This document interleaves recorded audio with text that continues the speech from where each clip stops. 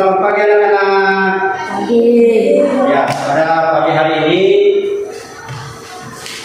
kita akan belajar kembali, khususnya di kelas 5 ya, pada materi pembelajaran kita yang ke-6, yaitu tentang pengorbanan Tuhan Yesus Kristus. Ya, anak-anak, sebelum kita memulai materi pembelajaran kita pada hari ini, ya anak-anak jangan lupa ya, yang pertama untuk mempersiapkan apa? Alkitab terlebih dahulu, ya. Alkitab, ayo, coba anak-anak angkat Alkitabnya ke atas, ya, ya. Nah yang kedua, kita persiapkan buku pelajarannya, ya. Ini buku pelajaran kelas 5, ya. Buku pelajaran kelas 5, ya. Dan yang berikutnya, anak-anak persiapkan buku dan alat tulisnya, ya. Buku dan alat tulis dipersiapkan ya. Anak persiapkan buku dan alat tulis supaya nanti ketika Bapak menjelaskan tentang materi kita, ya, anak-anak bisa mencatat poin-poin penting, ya, itu nanti berguna untuk anak-anak ke depannya, ya. Nah, anak-anak yang saya kasih ini, sebelum kita memulai materi kita, tentunya kita terlebih dahulu apa? Berdoa untuk memohon pertolongan Tuhan. Nah, namun sebelum kita berdoa, biasanya kita ngapain? Ayo, ngapain? Bernyanyi, puji Tuhan dulu. Nah, anak-anak ada yang tahu nggak lagu untuk memuji yang bisa anak-anak lakukan tentang pengorbanan Tuhan Yesus? Ada nggak lagunya? Kira-kira apa? Ayo, biasanya di sekolah minggu sering dilakukan. Ada itu. Apa lagunya? Yesus sayang padaku. Yesus sayang padaku. Ada yang hafal? Ayo, anak-anak ada yang hafal? Ada yang hafal? Tidak ada. Kita sama-sama nyanyi ya. Ya, oke, kita sama-sama nyanyi tentang Yesus sayang padaku. 1, 2, 3. Yesus Tuhanku sayang padaku. Itu firman-Nya di dalam Alkitab. Kita sekali lagi. Yesus sayang padaku. Alkitab mengajarku, walaupun kecil lemah, aku ini miliknya. Oke anak-anak, kita sekarang bersatu di dalam doa. Tuhan Yesus, kami bersyukur atas kebaikan-Mu. Pada pagi hari ini ya Tuhan, kami boleh ada untuk kami kembali mengikuti pembelajaran kami. Biarlah Roh yang Kudus boleh menolong kami sehingga kami dimampukan untuk mengerti. Karena itu ya Tuhan, waktu dan kesempatan pada pagi hari ini Engkau boleh menyertai dan memberkati kami. Terima kasih ya Tuhan atas pertolongan-Mu. Ampuni kami atas salah dan dosa kami. Kuduskan hidup kami agar kami layak bagi-Mu. Terpujilah Bapa, hanya di dalam nama Tuhan Yesus seluruh rangkaian pembelajaran kami dari awal, pertengahan hingga berakhir, biarlah boleh berjalan sesuai seturut dengan kehendak Tuhan. Terima kasih Bapa, hanya di dalam nama Tuhan Yesus kami berdoa dan mengucap syukur. Amin. Materi pembelajaran kita yaitu tentang pengorbanan Yesus Kristus. Pengorbanan Yesus Kristus di dalam pembelajaran yang ke-6. Ya, materi pembelajaran kita pada hari ini materi yang ke-6. Nah, di sana kita dapat melihat di dalam pengorbanan Yesus Kristus pada ayat Alkitabnya itu Matius 27, 32 sampai 56. Nah, anak-anakku, kita melihat tujuan pembelajaran kita. Ya. Nah, tujuan pembelajaran kita yang pertama, tentunya setelah anak-anak mengikuti pembelajaran ini, anak-anak bisa menjelaskan, ya, bisa menjelaskan makna pengorbanan Yesus Kristus. Dan yang kedua, ya, anak-anak harus mampu untuk menguraikan, ya, dengan benar tentang karya pengorbanan Yesus Kristus. Dan yang ketiga, agar apa? Supaya anak-anak memahami karya penyelamatan Allah, tentu melalui Yesus Kristus dengan penuh ucapan syukur. Dan yang keempat, supaya anak-anak dapat membiasakan, ya, perilaku berkorban bagi sesama yang memerlukan atau yang membutuhkan. Nah, semua itu sebagai wujud kehidupan orang bertobat, ya, kehidupan orang bertobat yang sudah diselamatkan oleh Yesus Kristus. Nah, anak sekalian, berikutnya kita mau melihat, ya, apa yang dimaksud dengan pengorbanan.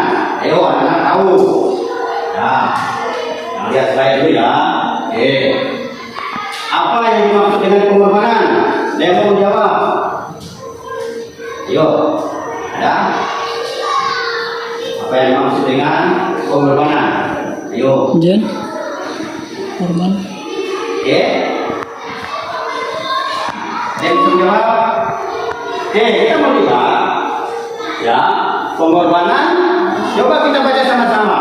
1, 2, 3. Pengorbanan adalah suatu tindakan atas kesadaran orang yang tulus dan ikhlas atau juga bisa diartikan sebagai dorongan orang untuk memberi sebagai bentuk pertolongan untuk orang yang tidak berharap sumbangan yang ikhlas semata karena Tuhan. Oke, ya, walaupun nggak kompak membacanya, tapi tidak apa-apa. Pengorbanan adalah suatu tindakan kesadaran, ya, kesadaran, suatu tindakan kesadaran moral, ya, tentunya apa? Anak tulus. Selanjutnya apa?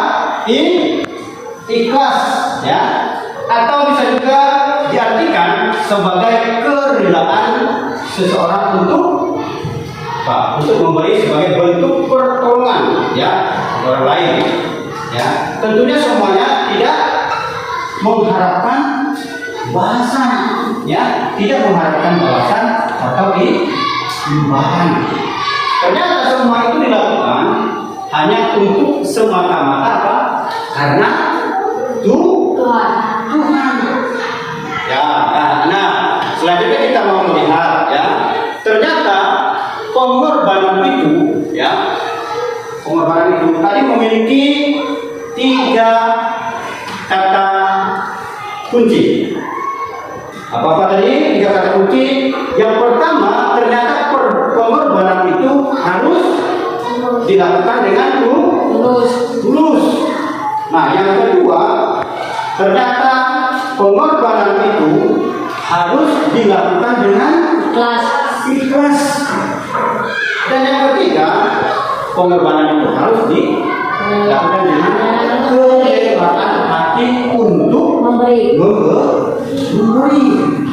Nah, berkorban berarti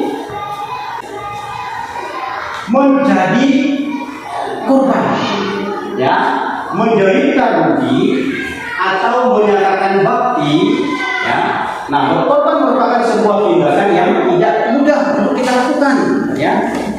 Walaupun orang mengatakan, oh saya mau berkorban katanya, tetapi belum tentu dia ikhlas, ya. Belum tentu dia memberikan dengan tulus, belum tentu dia memberikan korbannya itu dengan apa?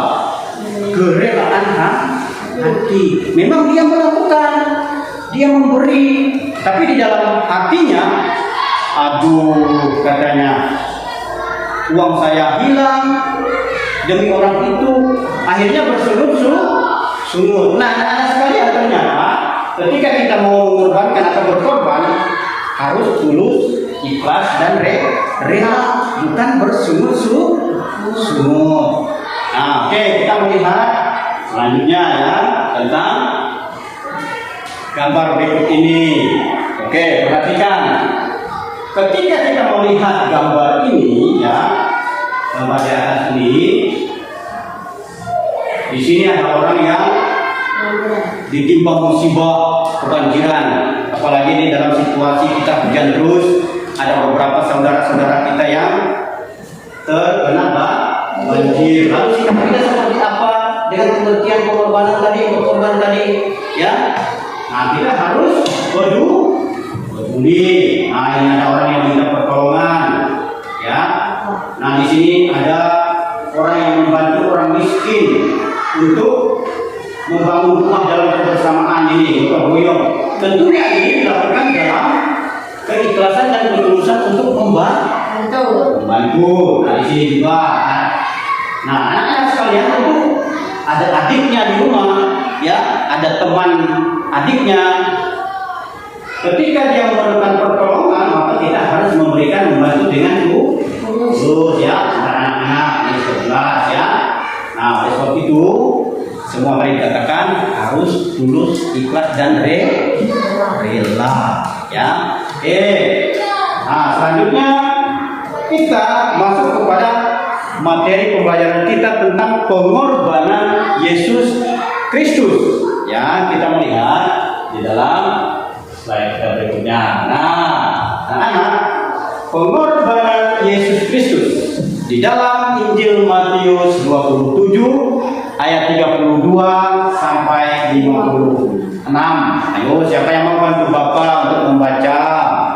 Ayo, anak-anak sekalian, siapa yang mau bantu Bapak untuk membaca dalam Injil Matius 32 ayat 3, Matius 27 ayat 32 sampai 36. Ya. Ayo, siapa yang mau bantu Bapak? Ada yang mau bantu Bapak? Untuk silakan baca di depan. Ayo. Yang mau ya? Ada yang mau bantu Bapak?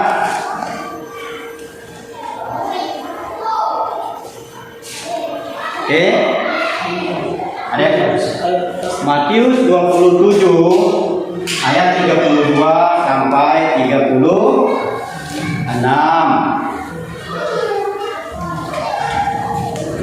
Bisa ya? Oke. Yuk.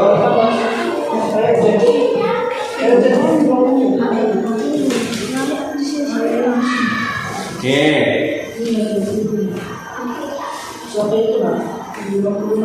Yo.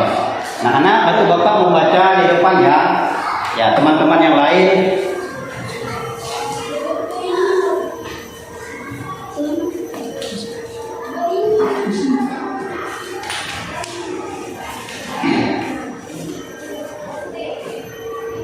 Oke ya. Ya, terima kasih untuk baca di dalam Injil Matius 27 ayat 32 sampai 36. Ya, anak-anak yang lain silakan simak ya, dengarkan kawannya, temannya untuk membaca. Oke, silakan.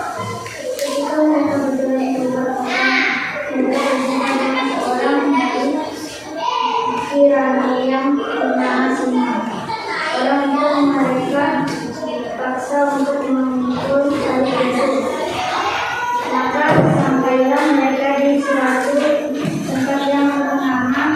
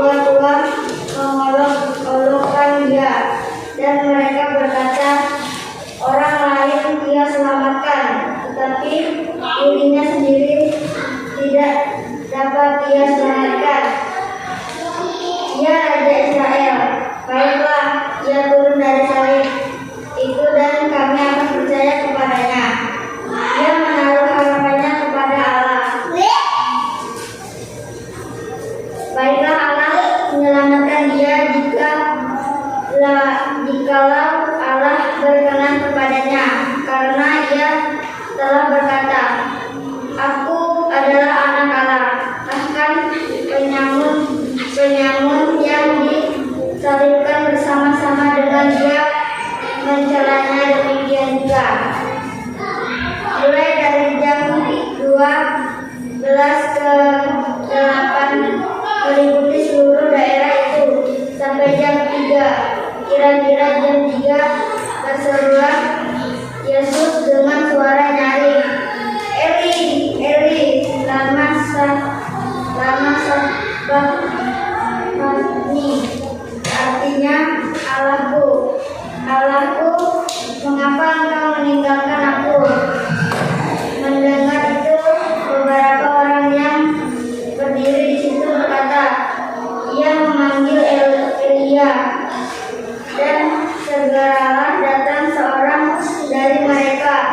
Ia mengambil bunga karang, mencelupkannya ke dalam anggur asam, lalu mencucukkannya pada batang bulu dan memberi Yesus minum. Tetapi orang-orang lain berkata, jangan, baiklah kita lihat apakah Elia datang untuk menyelamatkan dia. Yesus berseru pula dengan suara nyaring, lalu menyerahkan nyawanya. Dan lihatlah, tabir bait suci terbelah dua dari atas sampai ke bawah, dan terjadilah gempa bumi, dan bukit-bukit batu terbelah, dan kuburan-kuburan terbuka, dan banyak orang kudus yang telah meninggalkan bangkit. Dan sesudah kebangkitan Yesus, mereka pun keluar dari kubur, lalu masuk ke kota kudus dan menampakkan diri kepada banyak orang. Kepala pasukan dan prajuritnya yang menjaga Yesus menjadi sangat takut ketika mereka melihat gempa bumi dan apa yang telah terjadi, lalu berkata, sungguh ia ini adalah anak Allah. Dan ada di situ banyak perempuan yang melihat dari jauh, yaitu perempuan-perempuan yang mengikuti Yesus dari Galilea untuk melayani dia. Di antara mereka terdapat Maria Magdalena dan Maria ibu Yakobus dan Yusuf dan ibu anak-anak Zebedius. Menjelang malam datanglah seorang kaya orang Arimatea yang bernama Yusuf dan yang telah menjadi murid Yesus juga. Ia pergi menghadap Pilatus dan meminta mayat Yesus. Pilatus memerintahkan untuk menyerahkan kepadanya, dan Yusuf pun mengambil mayat itu, menggapainya dengan kain kafan yang putih bersih, lalu membaringkannya di dalam kuburannya yang baru, yang digalingnya di dalam bukit batu. Dan sesudah menjadikan sebuah batu besar di kubur itu, pergilah ia.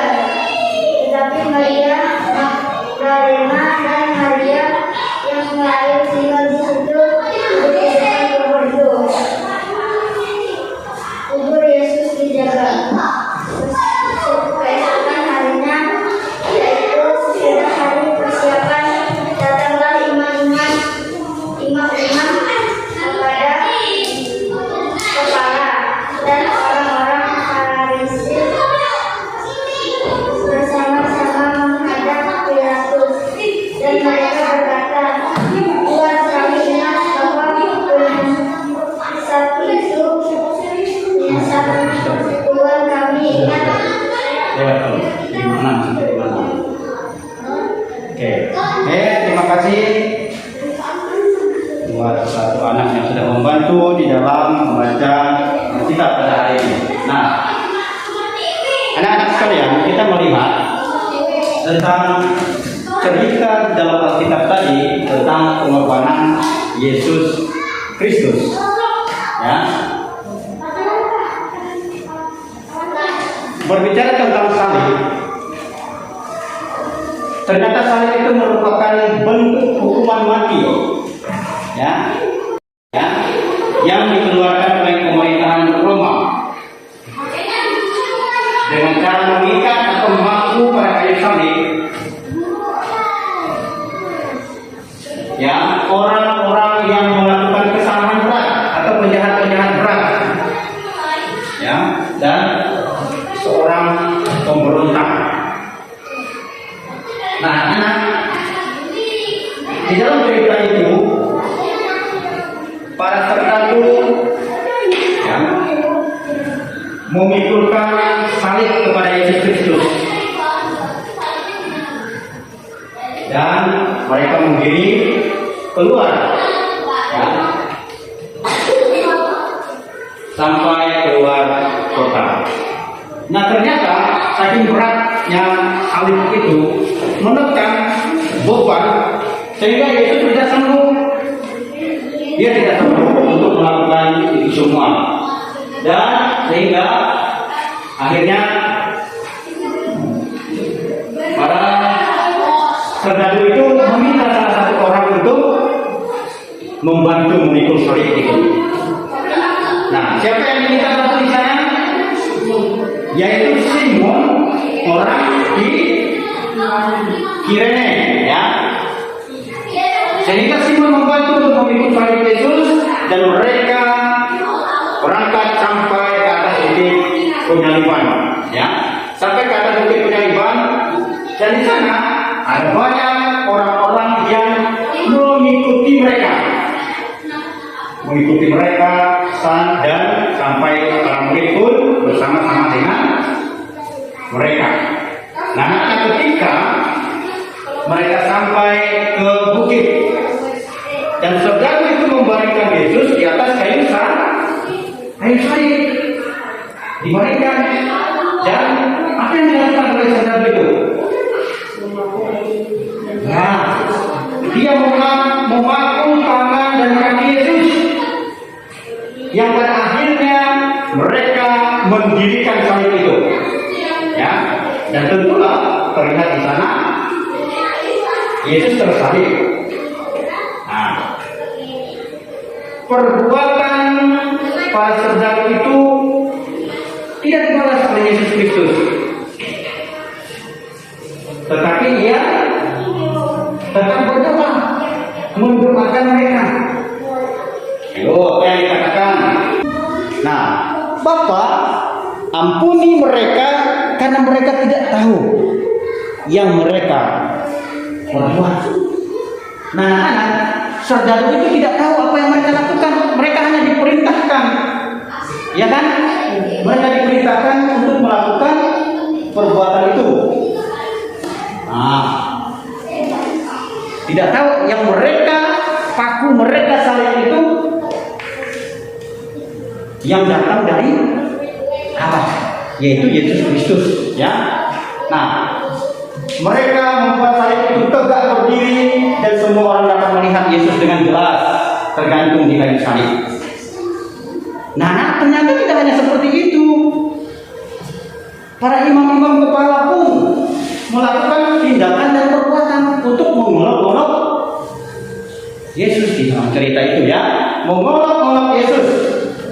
Mereka mengatakan, ya, jika memang benar engkau anak Allah, ya, turunlah dari kayu salib itu. Mereka memerintahkan Yesus turun di kayu salib. Nah, di situ Yesus melakukan enggak? Yesus melakukan enggak? Tidak. Yesus tidak melakukan, dan Yesus tetap mau mati, mau melakukan, ya, di kayu salib untuk dosa manusia. Dia tidak turun dari kayu salib. Selanjutnya kita melihat pernyataan anak setelah penyaliban Yesus Kristus, di mana cuaca yang cerah, yang terang terik matahari tiba-tiba berubah menjadi gelap gulita. Siapa yang nggak takut yo kalau tiba-tiba cerah, yang cerah berubah menjadi gelap gulita yang tidak bisa melihat apa-apa, sehingga ada banyak orang yang menyaksikan semua itu terjadi. Apa yang mereka rasakan? Mereka takut, ya, ketakutan. Akhirnya anak-anak sekalian, para imam itu tidak berani lagi untuk memeluk Yesus.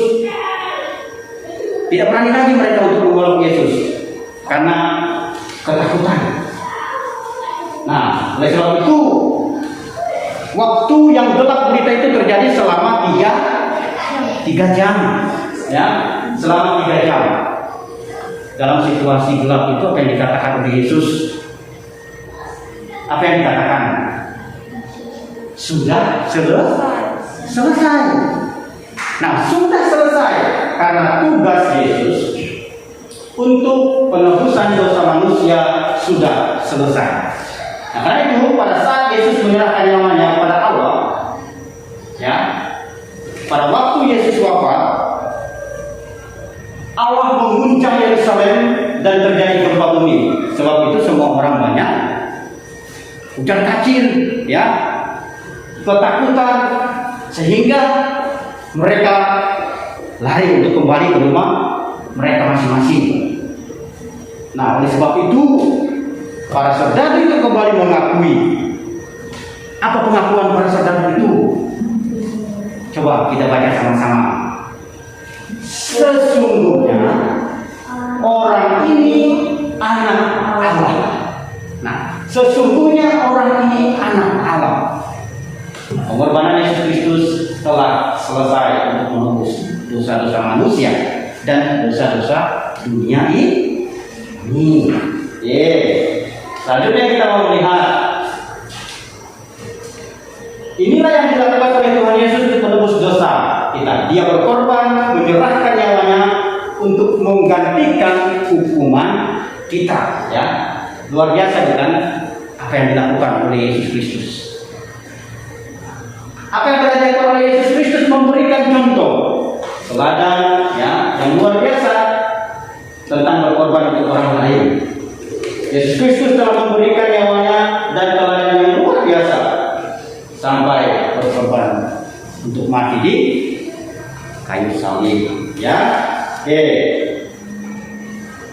mengapa Tuhan Yesus mau melakukan itu? Nah, anak-anak ada nggak yang mau melakukan itu? Manusia tidak ada yang mau melakukan itu. Karena tadi manusia berdosa, hanya Yesus yang melakukan itu semua.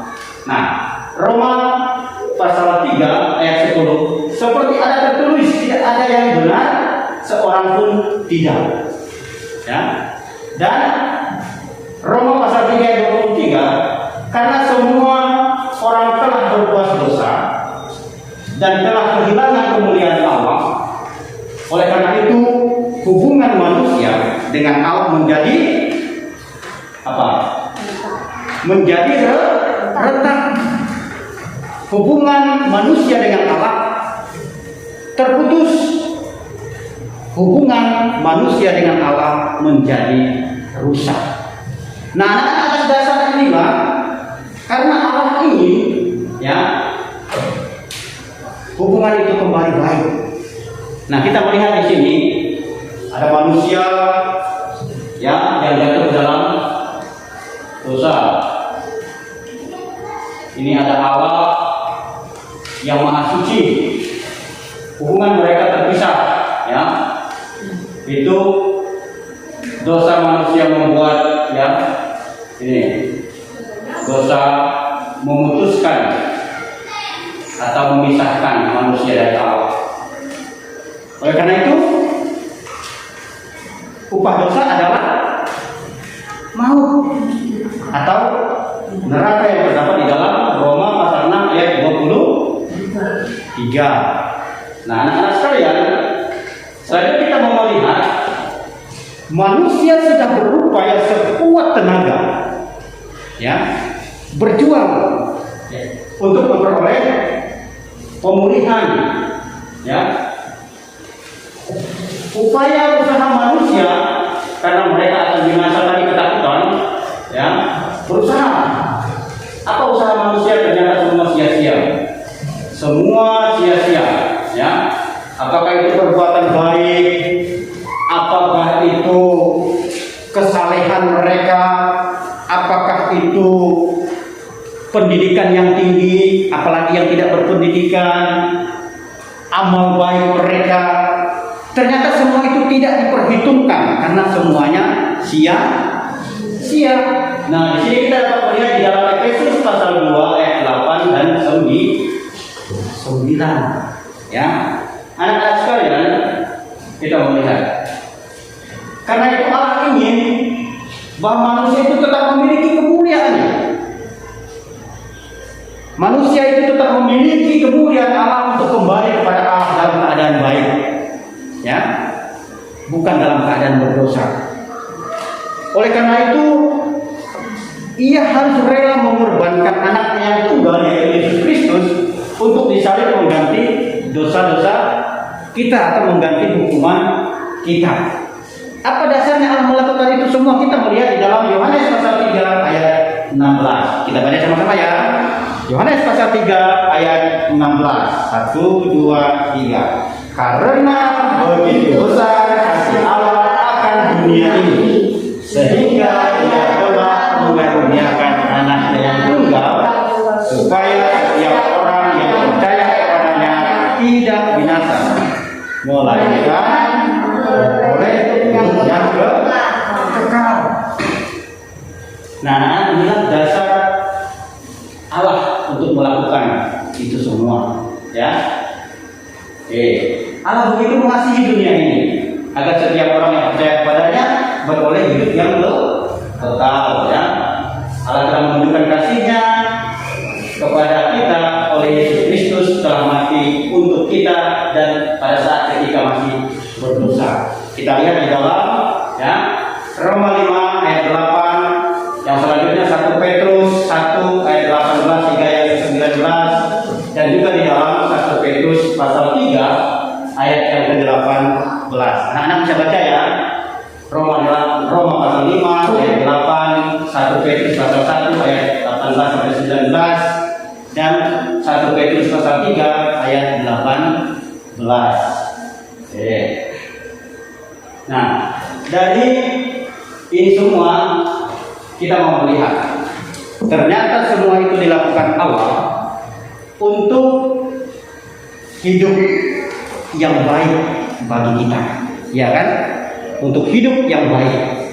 Oleh karena itu, agar kita tetap percaya kepada Tuhan Yesus. Karena Tuhan Yesus sudah mengampuni kita, maka kita harus taat dan selalu berdoa, memohon pengampunan dan memohon penyucian Tuhan, ya.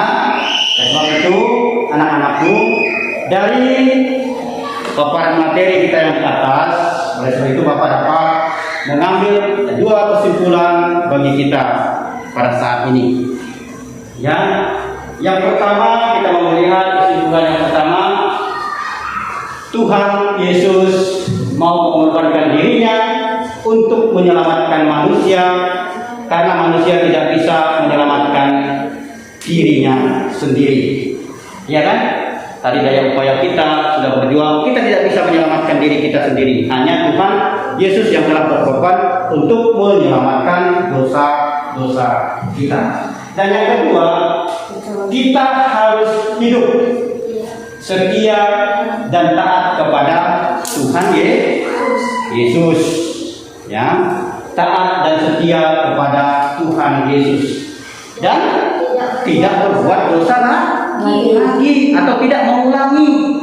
Kalau kita sudah bertobat, kita sudah menyerahkan diri kepada Tuhan, jangan kita mengulangi perbuatan-perbuatan lama kita lagi, tetapi tetap setia dan berpengharapan kepada Tuhan. Nah, oke, anak-anak sekalian, dari paparan materi yang di atas, Bapak mau mengajak kita, ya, mendiskusikan beberapa pertanyaan. Ya, oke, oleh sebab itu kita bagi dalam dua kelompok ya. Kita bagi dalam dua kelompok. Yang mungkin kelompok itu nanti bagi dengan temannya gabung di sebelah situ, langsung geser kursinya ya kalian dua. Nah, ini yang di sini ini langsung gabung di sini. Yang satu bisa langsung gabung di sini ya. Nah, oke. Oke, yang di sebelah gabung dengan temannya ya. Oke. Kita mengerjakan tugas kelompok. Nah, ini Bapak sudah buat soalnya ya. Soalnya sudah Bapak buat.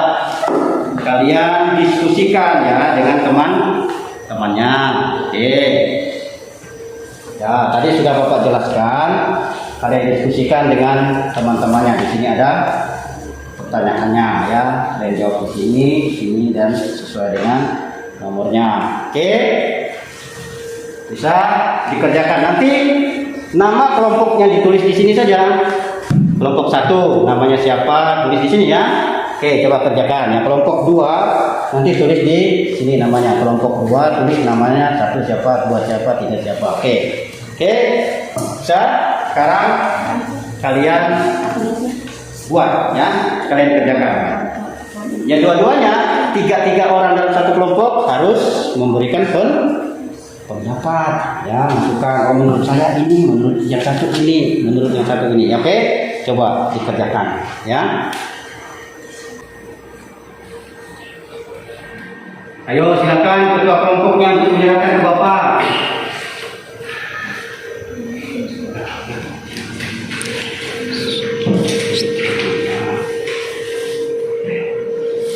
Oke, silakan ketua kelompoknya untuk menyerahkan ke Bapak tugasnya. Oke, silakan salah satu. Oke. Ya, ini kelompok 2. Ini kelompok 1. Oke, silakan dulu ya. Terima kasih anak-anak buat hasil karya kalian pada hari ini. Oke, anak-anak sekalian, dengan berakhirnya diskusi kita pada saat ini, maka berakhir pula pembelajaran kita.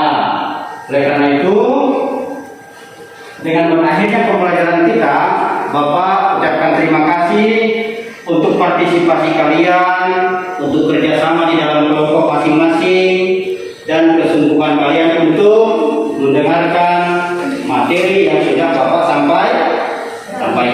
Oleh sebab itu, apa yang sudah disampaikan di dalam materi ini kalian bisa lakukan di dalam kehidupan kalian sehari-hari. Oleh karena itu, Bapak ucapkan terima kasih untuk perhatian berian kalian dan sudah bisa untuk meneladani tentang berkorban yang sudah dilakukan oleh Tuhan Yesus Kristus. Oleh karena itu, anak-anak, sebelum kita mengakhiri pembelajaran kita pada hari ini, ya, Bapak kembali lagi untuk mengajak kita bersatu di dalam, atau sebelum kita bersatu di dalam doa, Bapak kembali mengajak kita memuji Tuhan. Oke, sekarang Bapak undang kalian kembali berdiri. Ayo kita berdiri.